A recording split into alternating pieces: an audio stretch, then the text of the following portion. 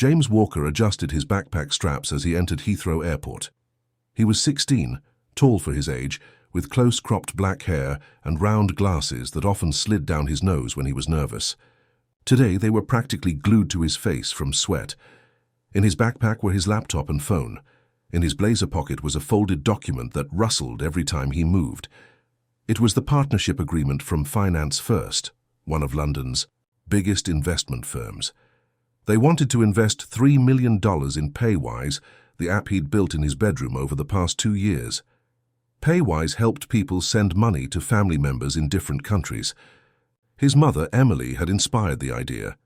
She worked at Manchester Royal Infirmary as a cleaner, often doing night shifts to send money to her sister in Nigeria. She'd complained about high transfer fees eating up her hard-earned pounds. Banks. "Take too much," she'd said one evening, counting coins on their kitchen table. There must be a better way. That night, James couldn't sleep. He opened his laptop and started coding. 6 months later, Paywise was born. Within a year, without spending a penny on advertising, 5 million people were using it. Students sending money home, parents helping children abroad, families staying connected across oceans. His mother had woken up at 4 a.m. to make him breakfast. Their flat was small, with just 2 bedrooms and a kitchen that opened into the living room.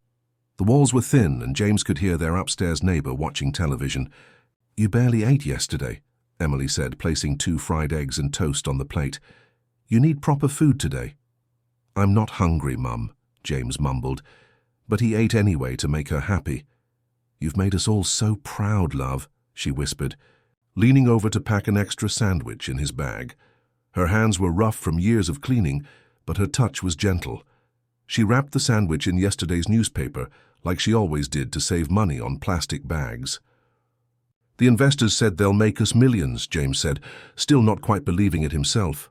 "Money's not everything," Emily replied, smoothing down his collar. "Remember where you come from." His younger sister Sophie was still sleeping. She was 12, obsessed with dance videos and always leaving notes on the kitchen table. Today's note was stuck to the refrigerator with a magnet shaped like Big Ben. "Go change the world, Jamie.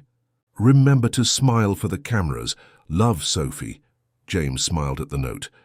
Sophie had been his first beta tester, helping him find bugs in the app. She'd even suggested the name Paywise. The taxi ride to the airport was quiet.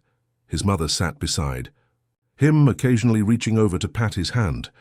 They passed their local Tesco, the bus stop where they waited in rain and shine, the community centre where James had taught free coding classes to other teenagers. "Nervous?" Emily asked. "A bit," James admitted. "What if they change their minds when they meet me?" "Then it's their loss," she said firmly. "You built something amazing. Don't let anyone make you forget that." At the airport drop-off zone, his mother hugged him tight. She smelled like lavender soap and the hand cream she used for her skin. "Just remember who you are," she said, squeezing his hand one last time. James watched her walk back to the taxi.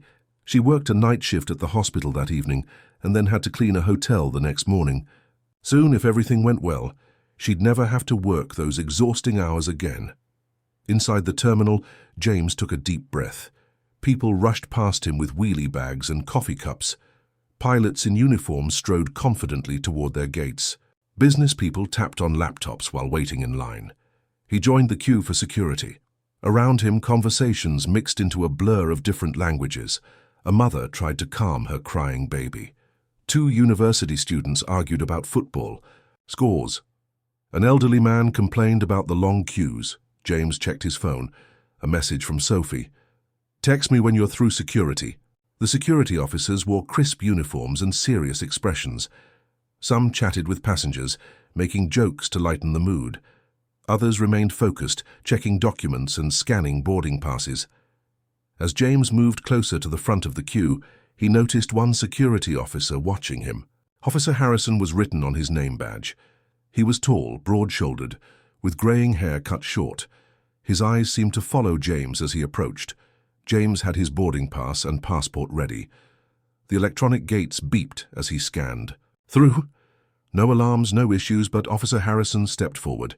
"Step aside, son," he said, pointing to the secondary screening area. James felt his stomach drop. This wasn't how extraordinary days were supposed to begin. James followed Officer Harrison to a separate screening area. His new laptop bag, a gift from his mother for the trip, felt suddenly heavy on his shoulder. Other passengers walked past without stopping, heading to their gates. "Empty everything onto the table," Officer Harrison ordered, pointing to a metal surface already marked with scratches.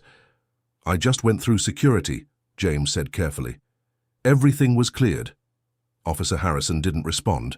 He grabbed James' backpack and dumped it upside down. Books, chargers, and notebooks spilled across the table. James's laptop made a concerning thud as it hit the surface. "Where'd you get this expensive equipment?" Harrison asked, picking up the laptop. He opened it roughly, holding it by one corner. James felt his cheeks burning. "I got it for my business." "It's for programming." "Your business?" Harrison's eyebrows rose. "How old are you?" 16, sir." "Kids your age don't have businesses with computers this expensive," Harrison said. He turned the laptop over, examining it from every angle. A woman in a business suit stopped walking. She pulled out her phone and began recording. This was Linda Thompson, traveling to Dublin for a banking conference. She'd seen this scenario too many times. "What kind of business?" Harrison pressed. "I created an app," James answered. His voice was steady, but his hands started shaking. "It's called Paywise. It helps people send money internationally." Other travelers began gathering. Some stopped briefly, then hurried away, worried about missing their flights. Others lingered, curious about the commotion. "Show me this app," Harrison demanded. James unlocked his phone.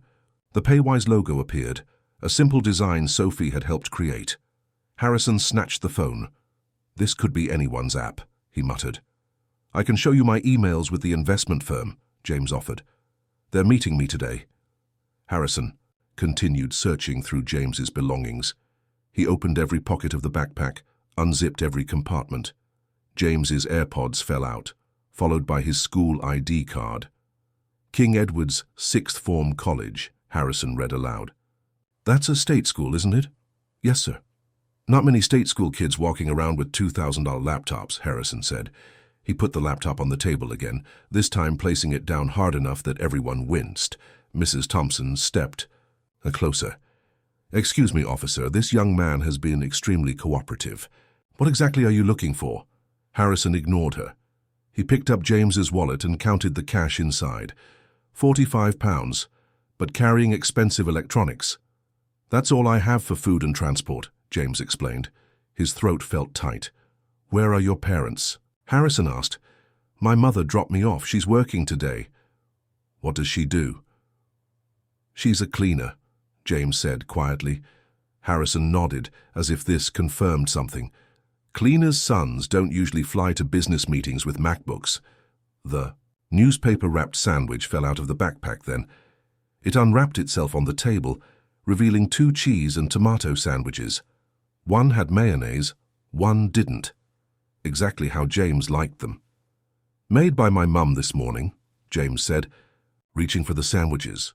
"Don't touch anything," Harrison snapped. Mrs. Thompson moved closer with her phone. "This is getting ridiculous. The young man passed all security checks. His laptop was scanned. Everything's legitimate." "I decide what's legitimate," Harrison replied, without looking at her. More people stopped to watch. A pilot in uniform paused, frowning at the scene. 2 business people whispered to each other. A teenager about James's age stood nearby, shaking his head. "Kids like you don't usually carry this kind of technology," Harrison repeated, flipping through James's notebook. He read page after page of code, his expression growing more confused. "Those are my programming notes," James explained. "For Paywise." "For what?" "My app that I created." Harrison finally looked up. "You created an app?"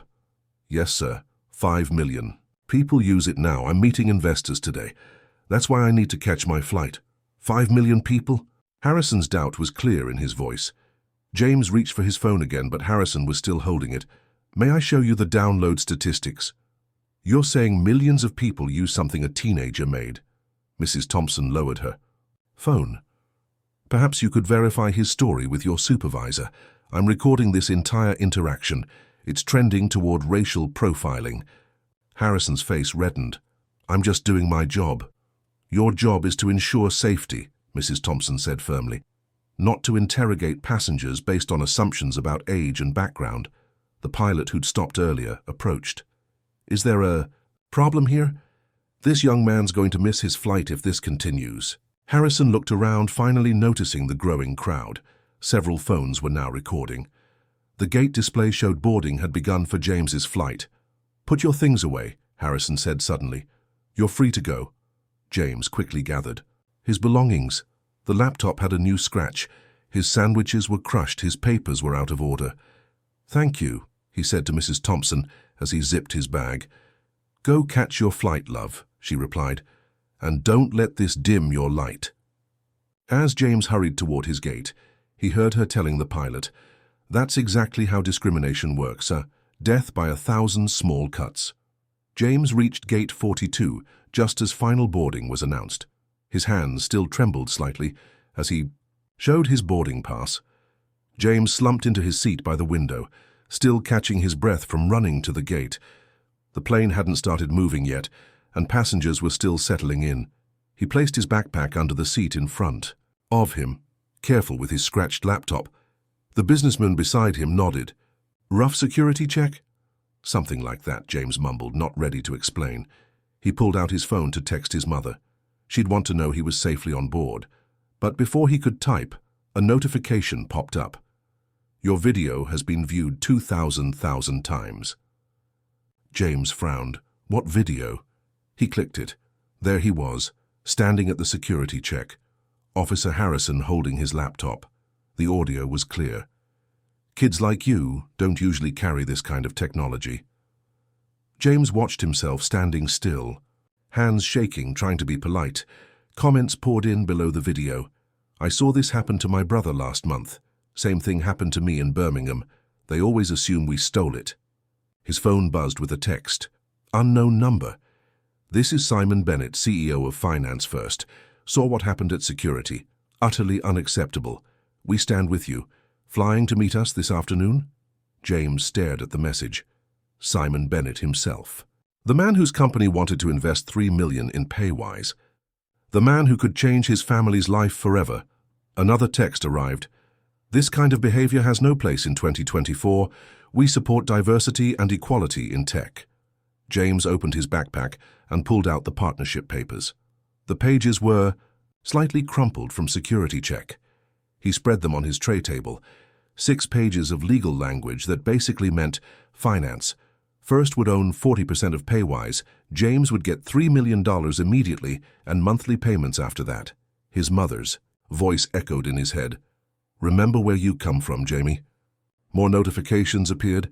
Paywise app reviews. Love this app. Saw the airport video. Keep fighting.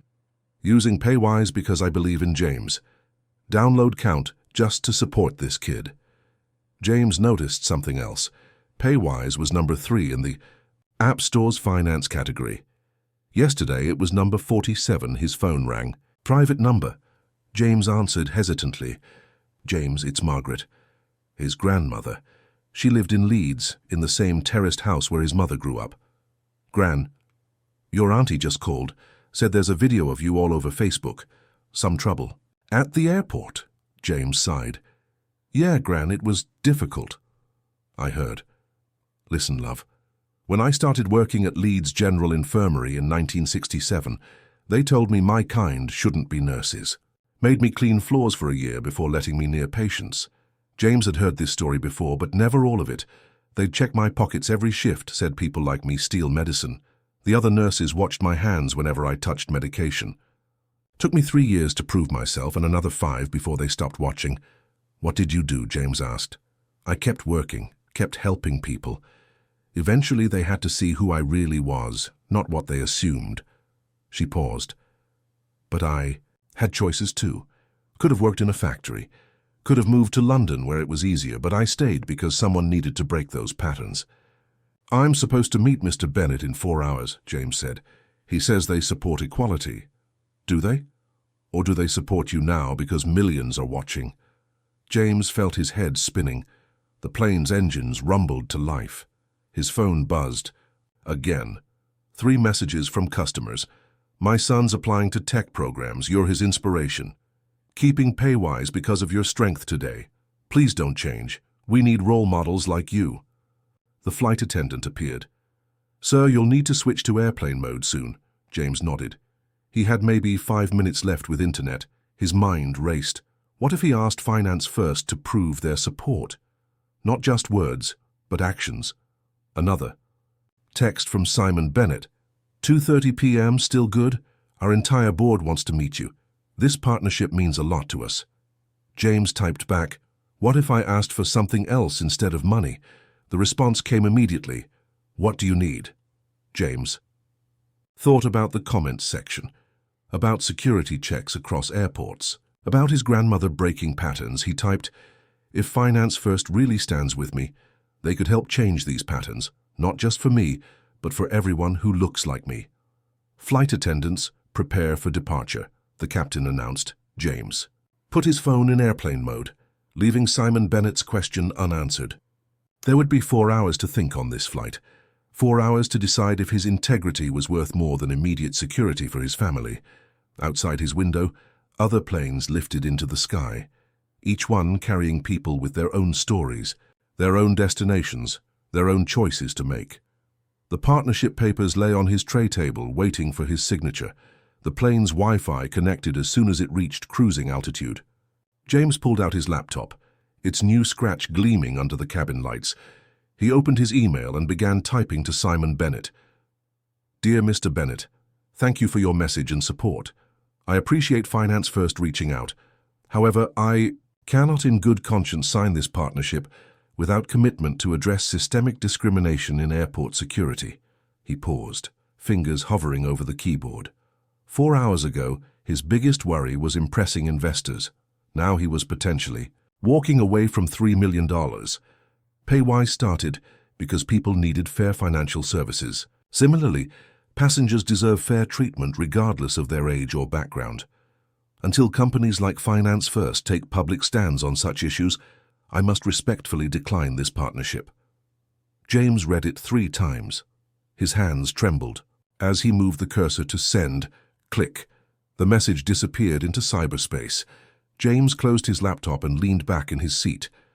The businessman beside him had ordered gin and tonic. Outside, clouds stretched endlessly. 10 minutes later, James's phone vibrated. He switched on aeroplane mode with internet to check. Simon Bennett replied immediately, James, I understand your position. Let me discuss this with our board. Would you consider a call later today? But James didn't respond. He opened the Paywise app instead and started reading comments. Saw the airport video, deleted my Barclays app and switched to Paywise. Supporting this young man's integrity. Finally, someone standing up to corporate silence. The app's download counter spun rapidly. In 1 hour, Paywise gained 50,000 new users. When the plane landed, James switched off airplane mode. His phone exploded with notifications, emails, text messages, voicemails, all flooding in at once. David Reynolds, CEO of Unity Bank, had sent an email. Mr. Walker, your stance impressed our diverse leadership team. We'd like to offer $6 million for 40% of Paywise, plus a $2 million fund for tech diversity initiatives. We share your values. Sarah Foster from Northern Trust Bank.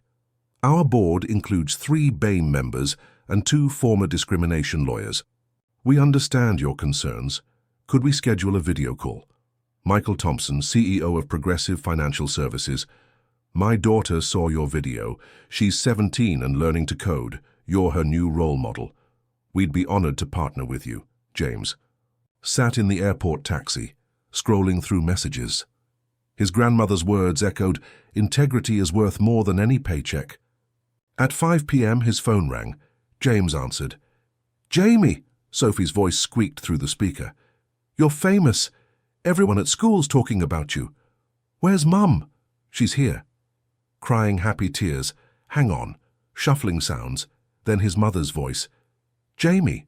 Son? Hi, Mum. I saw the video. I'm so sorry you went through that. It's okay, listen. I need to tell you something. I declined the Finance First deal. Silence. You did what? They weren't standing up for the right things. Other companies are offering better deals now. Companies that actually care about discrimination. His mother sobbed. I'm so proud of you. Your grandmother would be too. That evening, James sat in his small bedroom in Manchester. His laptop showed Paywise statistics, 2 million new users in 24 hours. The app had climbed to number 1 in finance apps. Simon Bennett sent another email. James, we're drafting new diversity policies. Our board is implementing an anti-discrimination task force. Would you reconsider? We want to do better. James looked at his phone. Mrs. Thompson had commented on her viral video. This young man chose principle over profit. That's real character. The video now had 5 million views. Comments came from around the world. Happens in LA too, Australian airport, same problem. He gave up millions to stand for us. James typed a response to Simon Bennett. Thank you for these new initiatives. However, lasting change needs action, not reaction. I've decided to partner with Unity Bank. They've already implemented the policies you're just beginning to draft. He pressed send and felt lighter than he had in days. At 8 p.m., Unity Bank confirmed the partnership. David Reynolds called personally. James, we believe in young innovators who stand for justice. Beyond the financial investment, we're committing to yearly audits of our services to prevent discrimination. That night, James's family ate dinner together in their small flat. Sophie had made crude signs, Jamie for Prime Minister, and Paywise saves lives. When do we move to a big house? Sophie asked, cutting her toast into perfect triangles. Maybe we don't need to, James said. Maybe we just need enough to help others move up too. His mother smiled, her tired eyes crinkling.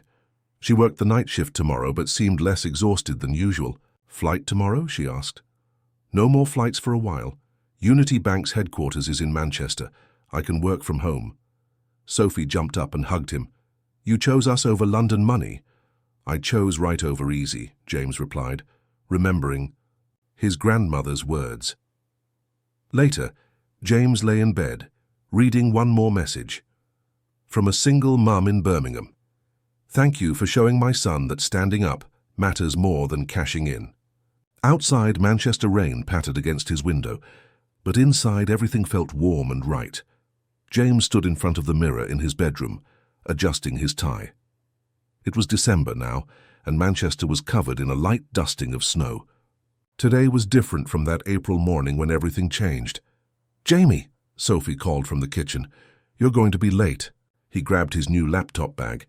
The airport scratch had faded into a conversation starter. 6 months ago, he'd boarded a plane to London for $3 million. Today, he was signing deals worth $600 million. The taxi arrived at Manchester Town Hall. The old Victorian building looked majestic against the grey sky. Cameras and news crews lined the steps. James saw familiar faces in the crowd. His teachers, neighbours, even the postman who delivered packages to their flat. Inside the grand hall, 300 young people filled the seats. Some wore school uniforms, others had arrived in their best clothes. Half came from James's neighbourhood, kids from the same estate where he'd taught free coding classes at the community centre. His mother Emily sat in the front row. She'd taken the day off from both her jobs. Her cleaning uniform was replaced by a new dress Sophie had insisted on buying. His grandmother Margaret sat beside her, having travelled down from Leeds. In 5 minutes, a woman with a clipboard whispered to James. He peeked through the curtain.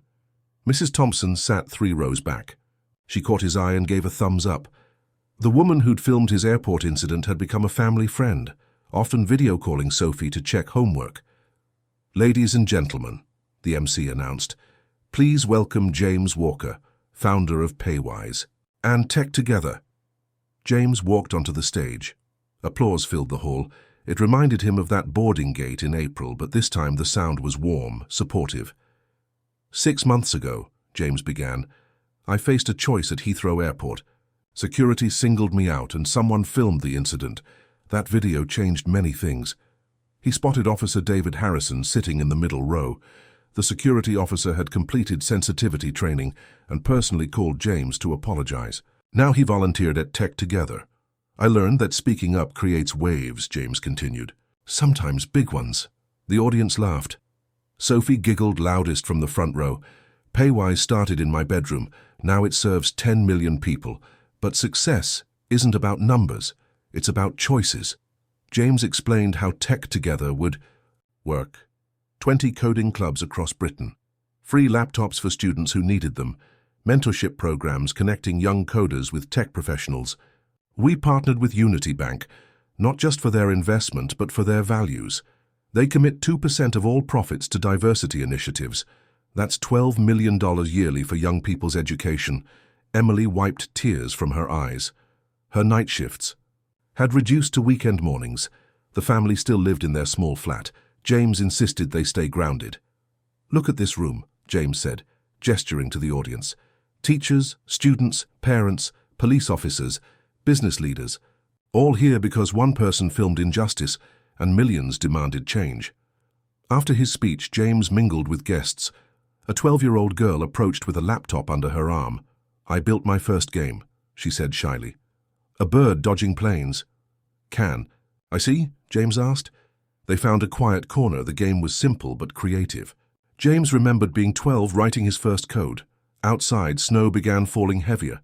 Parents collected their children, many staying for photos with James. His grandmother pulled him aside. "Your grandfather would have been proud," she said. "He worked in the mills, never learned to read properly, but he insisted we kids got education." "I wish I'd met him," James replied. "You carry his fight forward." 2 police officers approached. James recognized them from the airport video. "We completed the new training," the younger one said. "It's changed how we approach security checks." "Small steps matter," James replied. By evening, the celebration wound down. James called a taxi for his family rather than the chauffeur Unity Bank offered.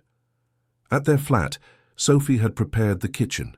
A new note hung on the refrigerator. "You didn't just change the world, Jamie. You made it better."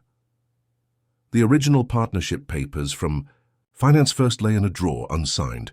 A reminder of the choice that changed everything. Emily made tea while Sophie arranged biscuits on a plate. James opened his laptop. 54 emails waited, including one from Simon Bennett. "Congratulations on Tech Together. Finance First has implemented all the changes. Different company now, different world. Thank you for not accepting our first offer." James smiled, remembering the trembling fingers that had pressed send on a plane 6 months ago. The world had shifted, one choice at a time. "What's next?" Sophie asked, dunking a biscuit in her tea. "More clubs, more students, more chances," James answered. Outside, Manchester hummed with evening traffic. Inside their small flat, warmth and hope filled every corner. Tomorrow would bring new challenges, but tonight, 3 walkers celebrated choosing courage over comfort, principle over profit, and community over cash. The kitchen clock ticked steadily. Above the refrigerator, Sophie's note caught the light. "You didn't just change the world, Jamie. You made it better." Sometimes, James thought, the most ordinary places become the launching pads for extraordinary change.